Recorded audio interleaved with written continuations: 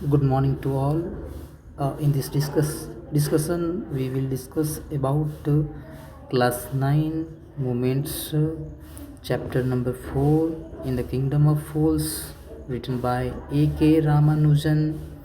A.K. Ramanujan के द्वारा यह कहानी लिखी गई है। इनका जन्म 16 मार्च 1929 को होता है तथा इनका देहांत 13 जुलाई 1993 को होता है।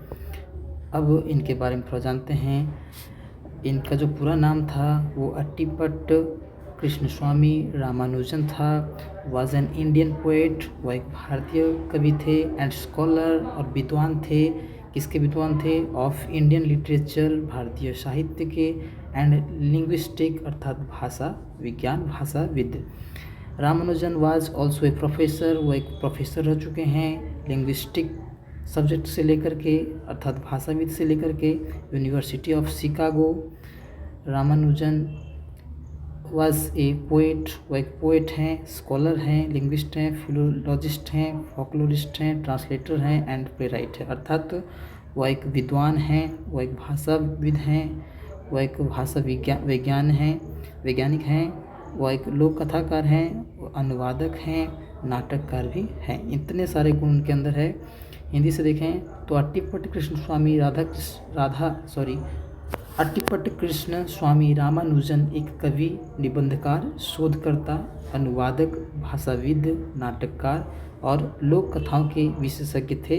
उन्होंने तमिल, कन्नड़ और अंग्रेजी में कविताएं लिखी हैं, जिन्होंने न केवल भारत में बल्कि अमेरिका में भी प्रभाव बनाया और आज भी बहुत चर्चित कविताओं में से एक है।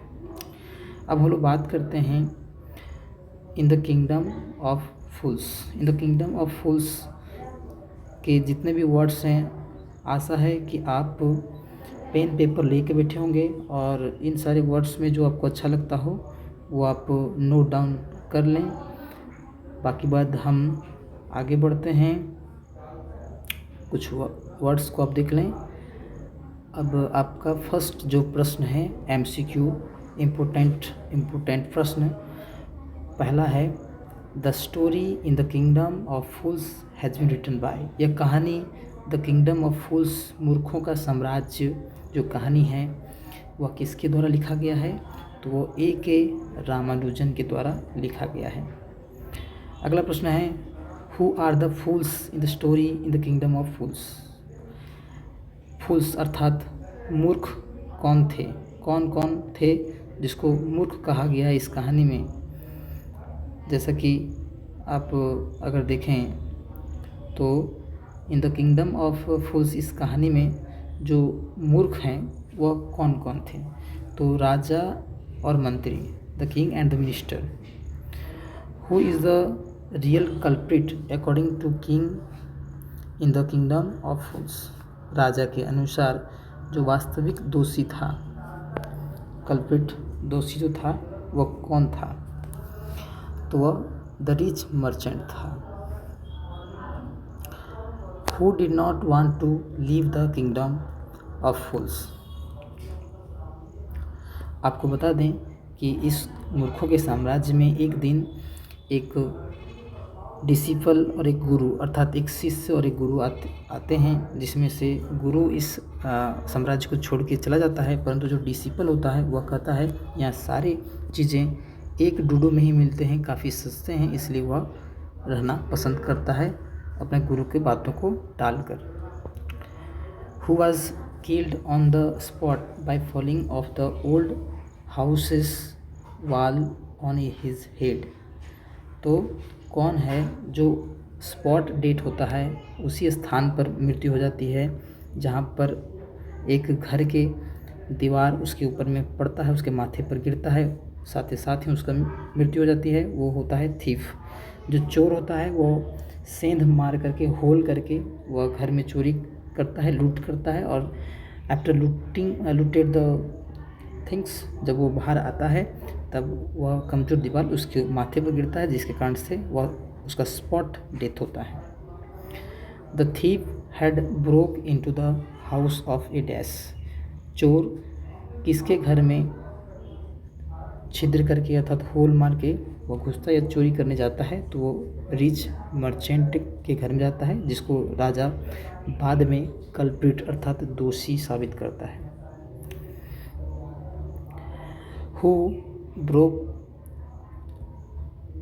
Broke in the rich merchants house, तो रिच मर्चेंट्स के घर में घुसता कौन है, तो चोर घुसता है। Who decided to stay in the kingdom of fools, तो किंगडम ऑफ फूल्स में ठहरने के लिए कौन सोचता है, इसको हम लोग देख चुके हैं।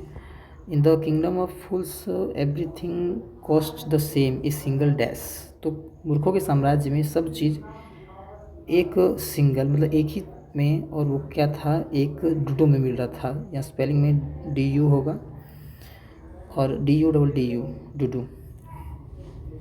डूडू एक तरह से आप समझ जाएं कि जिस प्रकार से 1 रुपया होता है उसी तरह से एक सिक्का है जिसको डूडू कहा गया है। Who had given some gold to the goldsmith to make some jewellery, goldsmith अर्थात सोनार को किसने ज्वेलरी जवाहरात बनाने के लिए सोना दिए था, वो डांसिंग गर्ल थी। Now justice had come full circle, who thought, किसने सोचा कि जो न्याय है जस्टिस में न्याय होता है, वो घुमा फिरा करके एक जगह आ गया है, तो राजा ने इस बात को सोचा। Who had got some magic powers, किसके पास जादुई शक्तियाँ थी, तो वह गुरु के पास थी। इन the kingdom of fools both the king and minister और डैश, किंगडम ऑफ फूल्स में राजा और मंत्री क्या होते हैं, इडियट होते हैं।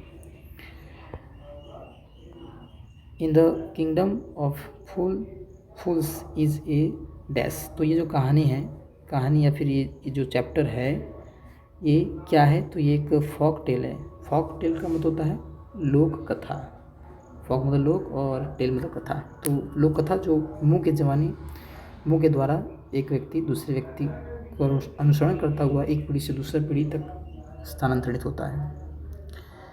In the kingdom of fools the king order that everyone should be awake dash, तो इस कहानी में अर्थात मूर्खों के साम्राज्य में राजा क्या ऑर्डर करता है कि हर कोई क्या करेगा, जागेगा, हर कोई जगेगा, और हर कोई कब जगेगा, तो वह रात में जगेगा, क्योंकि यह मूर्खों के साम्राज्य था। तो राजा के आदेश के अनुसार सभी व्यक्तिजन रात को जगेंगे तथा दिन में अपना काम करेंगे। The disciple was able to save his life due to dash, जो शिष्य होता है वो अपना जीवन को सेव करता है, बचा पाता है, किसके कारण से, तो वह बचा पाता है the wisdom of his gurus, wisdom का मतलब बुद्धि होता है, और अपने गुरु के बुद्धि के माध्यम से ही वो अपने जीवन को बचा पाता है, अन्यथा उसको सूली पर चढ़ा दिया गया होता। Who gave solemn word to the guru, किसने गुरु को अपना वचन दिया, तो वह राजा था। Who was made the new king after the previous king's ejection, यहाँ पर प्रीवियस का स्पेलिंग देख लीजिएगा, PRE होगा, बाय मिस्टेक से लिखा हुआ है। तो जब वह राजा को अर्थात जो असली राजा होता है वो राजा जब राजा को फांसी चढ़ती है, वो स्वयं अपने आप को आदेश देता है, अपने आप को डिस्गाइज कर लेता है, भेष बदल लेता है, और जब वो सूली पर चढ़ जाता है तो उसके पश्चात उस साम्राज्य का जो राजा बनता है वह गुरु बनता है। It was decided to hang the disciple in the place of the merchant because, तो जो कुल मिला जुला करके जो कल्प्रिट होता है, जो दोषी होता है, वह निर्णय लिया जाता है कि उसको हंग का मतलब फांसी देना। जो डिसिपल होता है वो काफ़ी मोटा होता है, और वह जो मर्चेंट होता है, तो रियल मर्चेंट जो रियल कल्प्रिट होता है, दोषी होता है, वो तो मर्चेंट होता है, लेकिन उसको फांसी पर ना चढ़ा करके डिसिपल को फांसी पर चढ़ाया जाता है, उसका कोई दोष नहीं रहता है, फिर भी उसको लाया जाता है और फांसी पर चढ़ाया जाता है। इसके पीछे कारण होता है क्योंकि जो मर्चेंट होता है वो काफ़ी ज़्यादा पतला होता है, उसकी गला काफ़ी पतला होने के कारण जो स्टेक होता है, जो सूली होता है, उसमें उसका गला बैठता नहीं है और जिसके कारण से डिसिपल को बुलाया जाता है, उसको पढ़ के लाया जाता है। तो यहाँ पर देखिए answer, he was fat enough, वह बहुत ही ज़्यादा, एनॉफ मतलब पर्याप्त मात्रा में, है ना, बहुत ज़्यादा मोटा था। टू फिट द स्टेक, जो सूली था उसमें फिट होने के लिए उसका गला काफ़ी ज़्यादा सूटेबल था। The king said that the merchant had in heritage, तो इन डैश हेरिटेज होगा। तो आंसर यहाँ पर होगा कि जो राजा था वह व्यापारी को क्या बोलता है, मर्चेंट को बोलता है कि तुमने क्या चीज़ हेरिटेज चाहिए हो, अर्थात वंशानुगत प्राप्ति हो, तो his father's riches as well as sins, जैसे कि तुमने अपने पिता का संपत्ति को भी प्राप्त की हो, तो तुम्हारे पिता का जो पाप है उसको भी तुमने ले लिए। The merchant told the king that his name was dash, merchant ने, व्यापारी ने राजा को बताया कि उसका नाम क्या है, सच एंड सच, जिस पर हम लोग कहते हैं फलना फलना, उस प्रकार से। Who did the bricklayer hold responsible for making a weak wall, इस कहानी में काफ़ी घुमा करके दोषी को पकड़ा जाता है, जिसमें से एक दोषी आपका ब्रिकलेयर अर्थात जो राजमिस्त्री होता है उसको लाया जाता है और वो अपना दोषी अपने आप को ना ठहरा करके, वह एक डांसिंग गर्ल जो होती है, नाचने वाली जो नर्तकी लड़की होती है, उस पर वह ठहराता है। वो कहता है कि ये जो लड़की है वो इधर से डांस करते हुए, अर्थात पैदल जब चलती थी, इधर से जाती थी, तब उसका पैरों में जो पायल लगा हुआ था मैं उससे आकर्षित हो जाया करता था, जिसके कारण से मेरा काम में ध्यान ना लग करके ध्यान भटक जाता था और परिणाम स्वरूप ये दीवार कमज़ोर हुआ, जिसके कारण से वह उस चोर के माथे पर गिरा और वो चोर मर गया। Who summoned next to the rich merchant, तो जब रिच मर्चेंट सबसे पहले जो है वो उस रिच मर्चेंट को बुलाया जाता है दोषी के रूप में, क्योंकि उसी का घर होता है, उसी का दीवार गिरता है, तो राजा उसी को बुलाता है कि तुम्हारा दीवार गिरा हुआ है तो दोषी तुम ही हो। लेकिन वह एक्सक्यूज़ बनाता है, बहाना बनाता है और कहता है कि नहीं नहीं मेरा दोष नहीं है, जो दीवार बनाया है उसका दोष है। इसलिए उसके बाद जो ब्रिकलेयर होता है, राजमिस्त्री, उसको बुलाया जाता है। Who did the king summon for the first time, सबसे पहले किसको बुलाया जाता है दोषी ठहराने के लिए, तो वो मर्चेंट को, व्यापारी को ही बुलाया जाता है। After the thief's death, death का स्पेलिंग देख लीजिएगा, DEATH होता है। Who ran to the king for justice, justice का मतलब होता है न्याय। तो जब चोर का मृत्यु होता है तो जस्टिस के लिए, न्याय के लिए कौन राजा के दरबार जाता है, तो द थिप्स ब्रदर, जो चोर का भाई होता है, वो जाता है कि इसको न्याय मिलना चाहिए, मुआवजा मिलना चाहिए, इसका देहांत हुआ है।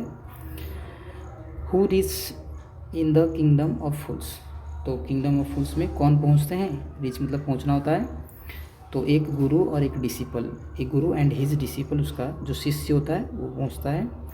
What did the king and the minister decide to do, जो राजा होता है और जो मिनिस्टर होते हैं वे क्या निर्णय करते हैं, क्या करने के लिए निर्णय लेते हैं, डिसाइड मतलब निर्णय लेना, तो वो निर्णय करते हैं। They decided to change the day into night, night into day, तो वो निर्णय लेते हैं क्यों ना कि जो दिन है उसको रात बना दिया जाए और रात को दिन बना दिया जाए, अर्थात दिन के काम को रात में और रात में सोने का काम दिन में किया जाए। According to the Guru whose behaviour is unpredictable, गुरु के अनुसार जब गुरु इस मूर्खों के साम्राज्य में आया तो शिष्य को बार बार समझाया उसने कि देखो ये जो यहाँ के जो फुलिश पीपुल्स हैं, जो मूर्ख लोग हैं ना, उनका जो बिहेवियर है, व्यवहार है, वो काफ़ी अनप्रेडिक्टेबल, अनप्रेडिक्टेबल मतलब क्या वो करेंगे, है ना, उसको हम लोग प्रेडिक्ट नहीं कर सकते, उसको हम लोग अनुमान नहीं लगा सकते, वो अनुमान से परे हैं।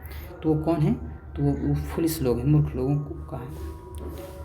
On what condition did the guru agree to be the next king, जब राजा का सूली पर चढ़ जाता है तो सभी ग्रामवासी काफ़ी घबरा जाते हैं और वे लोग उस गुरु को पकड़ते हैं और कहते हैं देखिए महाराज, देखिए गुरु, आप इस साम्राज्य का राजा बन जाइए। लेकिन वो जानता था कि मूर्खों का साम्राज्य, इसमें राजा बनना ठीक नहीं होगी और इसीलिए उसने एक शर्त रखा, कंडीशन रखा, और कंडीशन जो था वो शर्त क्या था जिस कारण से वो एग्री होता है, सहमति देता है कि हाँ ठीक है मैं राजा बनूंगा।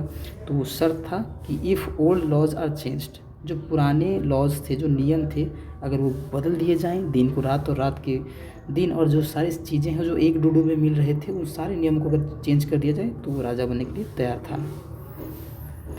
वाट did guru tell the king, गुरु ने क्या कहा, राजा से कहा कि him a chance reborn as a king, उसने एक झूठ कहा था कि देखो अगर तुम मुझे सूली पर चढ़ाओगे तो जब जैसे ही मैं मरूंगा वैसे ही ये क्षण ऐसा है कि मैं अगले जन्म में इस साम्राज्य का राजा बन के आऊँगा। और इसीलिए उसने कहा कि उसको एक मरने का मौका दिया जाए ताकि वो किसी बहाना से और उस राजा और मंत्री को ललचाए जिसके कारण से वह सूली पर चढ़ जाए और अपना आप को देहांत मतलब अपने आप को सूली पर स्वयं चढ़ा लें।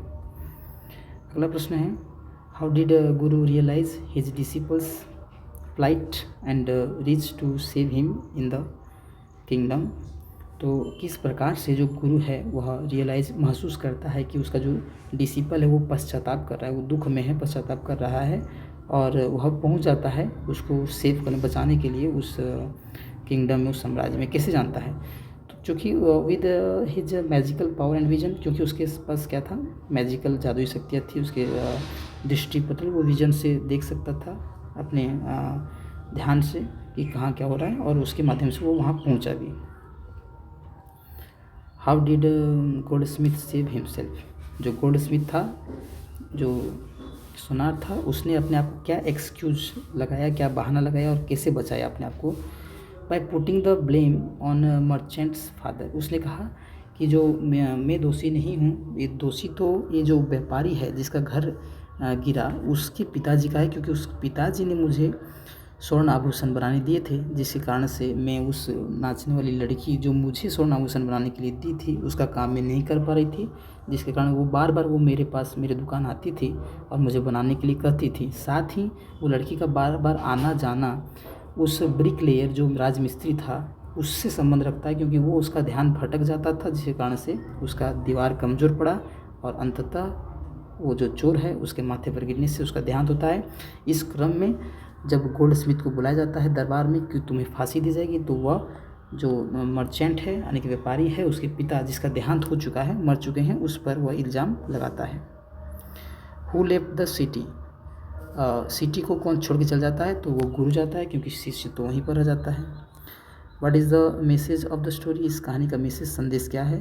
तो be aware and stay away from foolish people, तो आप जो हैं क्या रहें, बीवेयर जागरूक रहें, बचकर रहें, दूर रहें, स्टे रहें, है ना, अच्छे रहें। किससे बचकर रहें? तो फुलिश जो मूर्ख लोग होते हैं ना उससे आप बच के रहें। What is the theme of this lesson, इस लेसन का थीम क्या है, कथा वस्तु क्या है? तो foolish people are unpredictable and dangerous, तो जो मूर्ख लोग होते हैं वो काफ़ी उनको अनुमान नहीं लगाया जा सकता है, वो अनुमान से परे होते हैं और काफ़ी डेंजरस होते हैं, ख़तरनाक होते हैं। आज यहीं तक, आप चैनल को सब्सक्राइब ज़रूर कीजिए क्योंकि इस बनाने में काफ़ी मेहनत लगता है। लाइक ज़रूर कीजिए। धन्यवाद।